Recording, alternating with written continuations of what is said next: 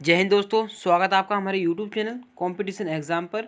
तो दोस्तों मैं आज आपके लिए लेकर आया हूँ संविधान के बहुत ही महत्वपूर्ण तथ्य जो काफ़ी बार वनडे एग्ज़ाम एसएससी एग्ज़ाम में काफ़ी बार पूछे जा चुके हैं।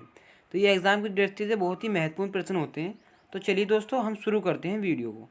तो जैसा कि आपको दिख रहा है, संविधान पर सर्वप्रथम हस्ताक्षर करने वाले व्यक्ति पंडित जवाहरलाल नेहरू थे। पंडित जवाहरलाल नेहरू ने सर्वप्रथम हस्ताक्षर किए थे।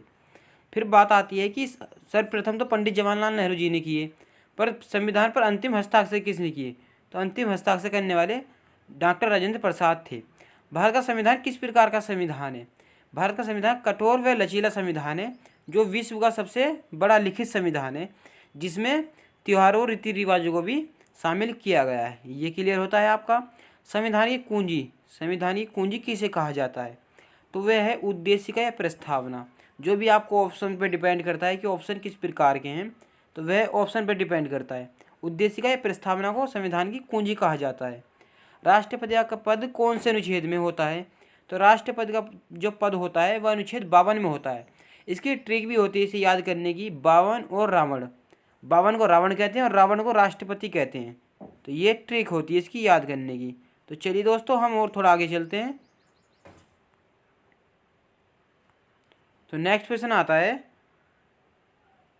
राष्ट्रपति पर महाभियोग की विधि कहाँ से ली गई है? ये कहाँ से अपनाई गई है? तो ये संयुक्त राष्ट्र अमेरिका से, यूएसए से ली गई है। जो लोकसभा के सदस्यों का कार्यकाल होता है, नेक्स्ट क्वेश्चन है, लोकसभा के सदस्यों का कार्यकाल तो ये 5 वर्ष का होता है। और वहीं जहाँ राज्यसभा के सदस्यों का कार्यकाल 6 वर्ष होता है, ये है जहाँ राज्यसभा के सदस्यों का कार्यकाल 6 वर्ष होता है और लोकसभा के सदस्यों का कार्यकाल 5 वर्ष होता है। तो ऐसा क्यों होता है?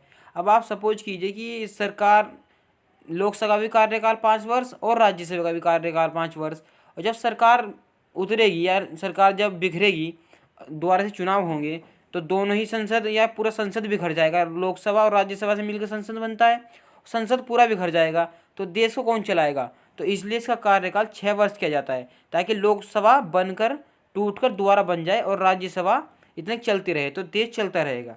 फिर बात आती है राज्यसभा, यह कैसी सभा है, यानी कि ये स्थायी है या अस्थायी? तो ये स्थायी सदन है, स्थायी सदन है, इसे भंग नहीं किया जा सकता। फिर बात आती है राज्यसभा के सदस्य बनने की आयु कितनी होती है? तो ये 30 वर्ष होती है, जहाँ लोकसभा के सदस्य बनने की आयु 25 वर्ष होती है। तो चलिए दोस्तों हम थोड़ा और आगे चलते हैं। तो जो नेक्स्ट क्वेश्चन आता है, लोकसभा के सदस्यों का कार्यकाल कितना होता है? लोकसभा के सदस्यों का कार्यकाल कितना होता है? तो मैंने भी आपको बताया कि ये 5 वर्ष होता है, 5 वर्ष होता है, ये 5 वर्ष है। और लोकसभा का सदन कैसा है? वह तो अस्थायी था, वह स्थायी था, और ये अस्थायी होता है। तो दोस्तों ये वीडियो आपको कैसी लगी कमेंट बॉक्स में बताना ना भूलें, और हमारे यूट्यूब चैनल को सब्सक्राइब कीजिए ताकि ऐसी ही वीडियो आपको मिलती रहें। और मैं आपसे आशा करता हूँ कि आप हमारे यूट्यूब चैनल को सब्सक्राइब करेंगे। तो थैंक्स फॉर वॉचिंग।